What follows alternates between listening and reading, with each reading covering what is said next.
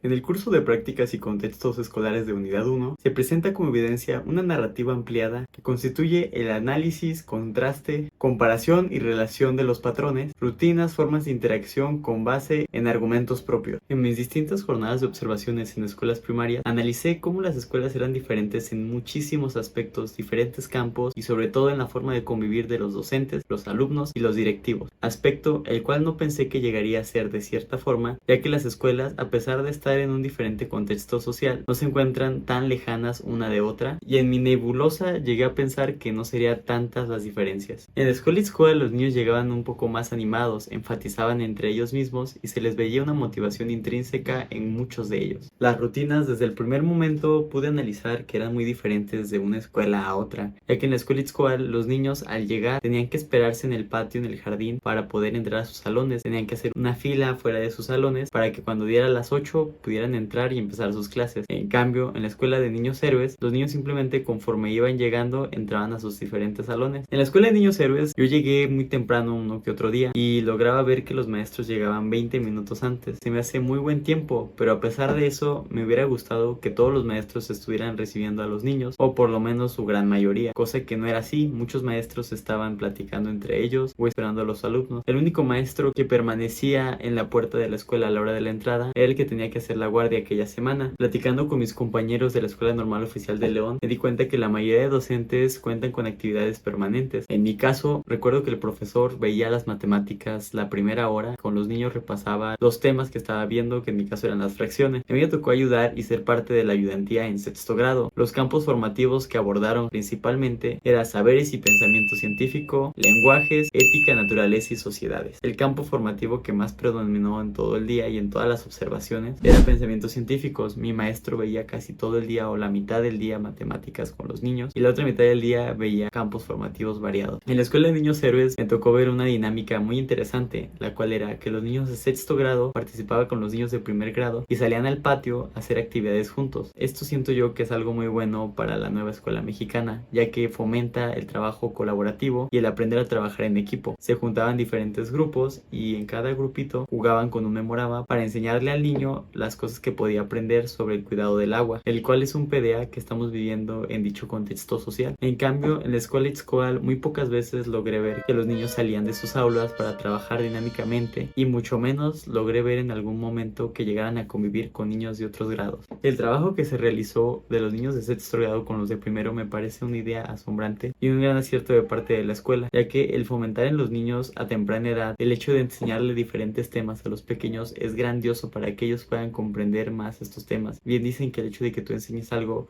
va a fortalecer más en tu mente ese aprendizaje a que simplemente tú lo aprendas. Entonces es algo que puede ayudar muchísimo en este caso a los niños de sexto de primaria. La convivencia del docente alumno que me tocó observar en mi salón realmente no fue algo muy agradable, ya que el profesor se veía que tenía problemas con la paciencia, la ira y el control de grupo. Recuerdo muy bien que había un pequeño el cual tenía autismo y el profesor de forma asertiva acercaba al niño en diferentes momentos de las clases para darle una guía diferente y más personalizada, cosa que para las diferentes barreras de aprendizaje se me hace un acierto. Pero por otro lado, les puedo decir que este docente se impacientaba rápidamente con este niño y hacía que el niño simplemente no le gustara estar ahí. Al profesor no le interesaba conectar con los niños ni ser empático con ellos. Los niños se veían frustrados, se veían desesperados y a lo que yo escuché, él estaba supliendo a la maestra titular, la cual se encontraba en un periodo de baja ya que estaba en situación de parto. En las entrevistas realizadas a los docentes y más, logré notar diferencias en las dos escuelas. Por un lado, las directoras fueron muy amables, muy serviciales y nos apoyaron en todo momento. Sin embargo, en los docentes del ISCOAL nos fue un poco más complicado el poder realizar las entrevistas a la maestra que nos asignaron y alguno que otro docente se veía un poco menos servicial, nos miraban con una mirada un poco de desagrado. En cambio, en la escuela de niños héroes, los profesores fueron muy amables, muy serviciales y con nosotros de cierta forma nos apoyaban bastante. Creo que todas estas experiencias me han ayudado a saber que las escuelas pueden tener diferentes contextos sociales, los cuales el desenvolvernos en ellos afecta altamente entre todo tipo de personas, niños, docentes, estudiantes, padres de familia y más. Es importante no dejarnos caer en este amargo sabor que a veces tenemos que pasar como docentes en las diferentes escuelas primarias. La importancia de podernos adaptar a diferentes contextos sociales es muy esencial, y logro ver que a pesar del sistema educativo tan inclusivo que estamos tratando de fomentar hoy en día, gracias a la nueva escuela mexicana, se ve de sobra que hay bastantes maestros los cuales no pueden cumplir esta función, ya que les falta capacidad, paciencia y una mente más abierta a todas estas barreras de aprendizaje. Siento que me encuentro en un punto donde me gustaría observar diferentes contextos sociales, diferentes escuelas, y darme cuenta de la ayuda y cambio que como docente puedo, quiero y debo hacer.